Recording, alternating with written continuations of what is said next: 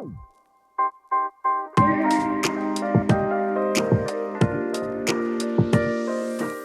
everyone, and welcome back to the London Watch Collector channel. If you just tuned in to my channel, I'm a watch collector, a watch enthusiast. I'm basically addicted to watches. And on my channel, I'll be sharing my passion for watches using 4K content. I'll be discussing and showing you brilliant timepieces ranging from Seiko to Patek Philippe. So guys, if you enjoy my reviews, please subscribe to my channel. Make sure to hit the notification bell and follow me on Instagram.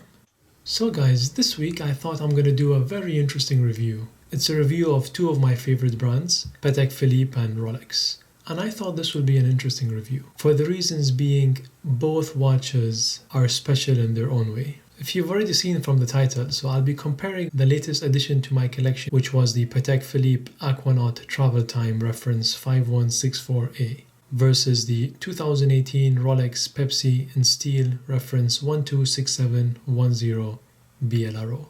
And I want to see if we'll be able to justify the price difference, because one retails around £7,000 in the UK. If you want the exact figures, it's £7,150, and the Patek Philippe retails at £26,050. So making the Patek nearly 4 times the price of the Rolex. And is it worth the difference or not? Hopefully by the end of this review, we'll be able to find out if the answer is yes or no. So as always, I like to show you everything that comes with the watch so that you get the real experience of what to expect when buying from those brands. So I'm going to start with the Rolex, which is on the right. To be fair, they do different sizes depending on the steel, precious metal, etc. With Patek Philippe, on the other hand, they all come in standard Patek Philippe boxes, which you'll be seeing in this review. So both have some kind of protection for the box.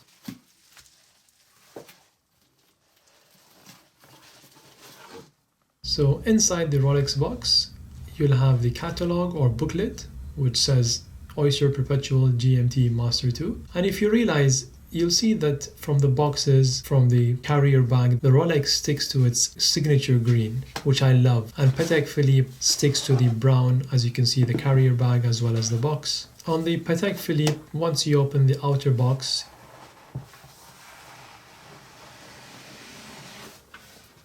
you'll be presented with a suede covering your lacquered finish piano wood box. Underneath the outer box, you'll have a slot which has your leather pouch, which has all the documents you need. I'll be sharing that with you as well. Let's put them to the side for now. Opening up this microfiber cloth, you'll be presented with this wooden lacquered finish, amazing presentation box. So I'll remove all the items inside the leather pouch and I'll show you one by one.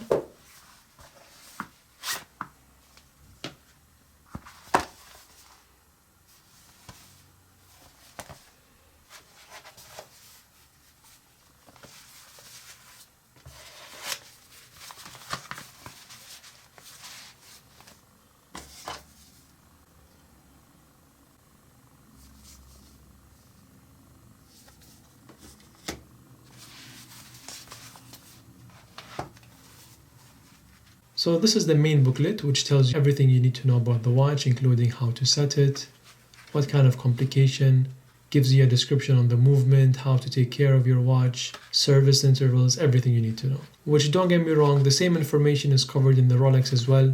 It's only to do with the different in size, different in presentation. Next one is the collector's library, which tells you about basically Patek Philippe's library in Geneva. You can buy them online. A brochure for the museum. The Patek Philippe register, where you fill up all the details to register your watch. And the receipt. Finally, the certificate of origin, which I'll keep to the side. We'll compare them one-on-one. On the Rolex, it has the same information in a smaller, more compact size, which could be an advantage because it doesn't take as much space as the Patek Philippe. And presenting the watches, guys.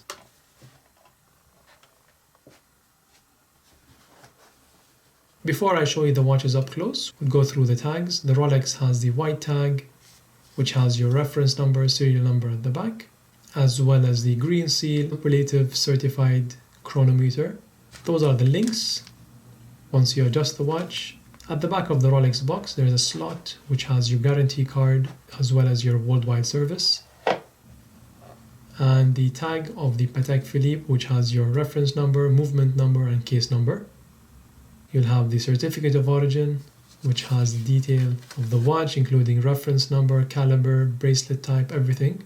Comparing it to the Rolex, which they're trying to make it more modernized, where it's more of a magnetic strip that you just scan on the day of purchase and it activates the warranty. Finally, before we move to the watch, that's the bezel protector. So guys, the Pepsi up close. What I'm going to be doing is showing you each watch up close, and then I'll put them next to each other and then comparing them one-on-one. And that's the 5164. You can see the adjusting pen for the pusher positioned at 4 o'clock, which nicely tucks away in the cushion. Next to each other, guys, so they are both 40mm in diameter, but they wear completely differently due to the lug size, due to the thickness.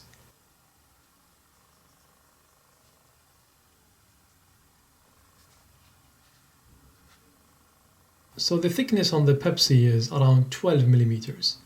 On the 5164 it's around 10mm. So making it 2mm thinner compared to the Pepsi. So the clasp, they are quite different. So the Pepsi has an oyster clasp with a safety lock. The Patek has the fold over clasp. The bezel, so the Rolex has the ceramic bezel and the Patek has a stainless steel brushed as well as polished edges and corners. Looking at the Pepsi up close, so all the numerals you see are made of 18 karat gold. The bezel is a bidirectional bezel having two colors, blue and red, distinguishing between day and night. Blue being night, red being day. The Patek again has 18 karat gold numerals. It doesn't have a difference in the bezel color, but you have the local and home time, white being day, blue being night, which I'll show you in a bit. They both have a date complication, the analog type of date in a sub-dial at 6 o'clock. Looking at the rubber strap up close. So it actually has those square little shapes, making it more of a sporty rather than a dressy look. If it was smooth, it would be more of a dressy watch, but this gives it more of a sporty look. The clasp, which is highly polished and finished to a very high standard, is more of a mirror image with the Calatrava Patek logo nicely engraved in two halves. You can see the lugs are polished and brushed all over, which catches the light brilliantly. And you can see the pusher at 4 o'clock, which is for adjusting your date. To open up the clasp on the Pepsi, you just open the safety clasp. And then to close it, all you have to do is fold over, which will click an extra securing by the safety clasp. And to open it, the same thing. The good thing about the Pepsi, you have this comfort extension link, which gives you around 5mm increase in size, making it more comfortable during a hot day. Unfortunately, Aquanaut does not have any kind of extension. They actually cut the strap and then they fit it. I'll show it to you in a second. To close the clasp, you just fold over, two clicks, confirming full securing, and then to open it up, you push on both buttons at the same time, and it opens up beautifully. So as I said, you can't really adjust this watch. They actually cut the strap. You have those spring bars where they sit depending on the groove, locking the strap according to your size. To give you an idea, so how does the GMT function work on the Pepsi? So currently, you can see that the 24-hour hand and the 12-hour hands are both pointing at 10 o'clock. So to adjust the watch, you unscrew the crown. At this position, you wind the crown, pull it to the first position. You can advance and take back the hour hand in 1 hour increments, as you can see there. For example, let's take the time back to New York by going back 5 hours, making it 5:20 in New York local time and then 10:20 London time. To advance the watch completely, put it to the second position, everything will stop, it will hack the movement and just advance. On the Patek, so you have a local and home time, and to adjust the time, you just push the pushers, and let's go to New York as well. making it at 5:20, and you can see that the local started going blue, indicating that it's changed from day to night because we went back 5 hours. And the same thing would happen if we advance. I'll try to take it back 2 more hours, let's say somewhere in Argentina, making it like 3 in the morning. Take it back 2-3 hours, you can see the local indicator became blue, showing you night. Advance and it changes to white. This is a feature that I've never seen on any of the brands, something that Patek gets the hats off for sure. So putting it back at 10, nicely tucks away and it becomes as one hand. At this position, you wind the crown, pull it out one more position. You can't hack the movement, but you can obviously advance both hands.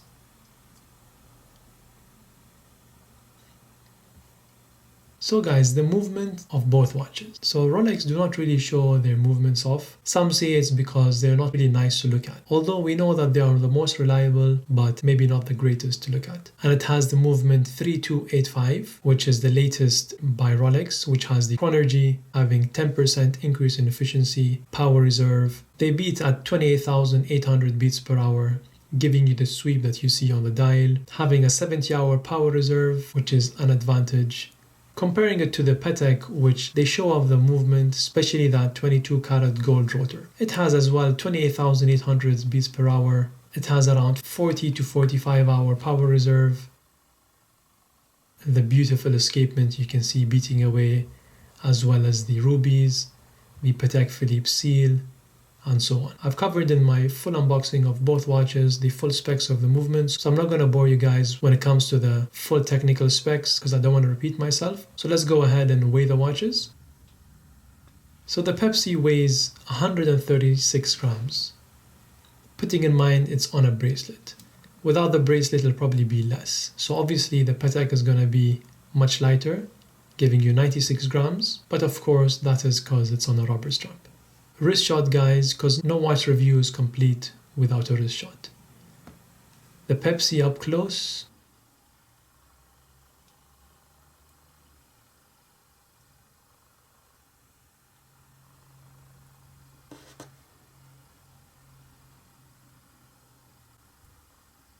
And the 5164. So guys, what would you choose? Just to let you know, if you compare the 5164 versus the 5167, there's £12,000 difference in price, and the only difference between both models is the movement. So you're actually paying £12,000 for the movement. With that being said, the Patek is priced at £26,000, not because of the clasp, not because of the rubber strap, not because of the case, but actually because of the movement. So what would you guys choose? Honestly, to me, they are both amazing, beautiful watches. They're special in their own way. I would not like to be put in a position where I have to choose only one, but if I really had to choose, I would go for the Patek. And not just because it's more expensive or because of anything else, but just because of the amazing movement it has. So to me, hats off to Patek. So guys, I would choose the Patek. What would you choose? To make it fair, to make it more interesting, let's say that they both retail at the same price, £10,000 for example. What would you choose? Let me know in the comments below. So guys, I hope you enjoyed this review. Do let me know your thoughts. Do let me know what you think. If you like this review and you would like to see more, give it a thumbs up and leave me a comment below. That's all for this week. Thank you for watching.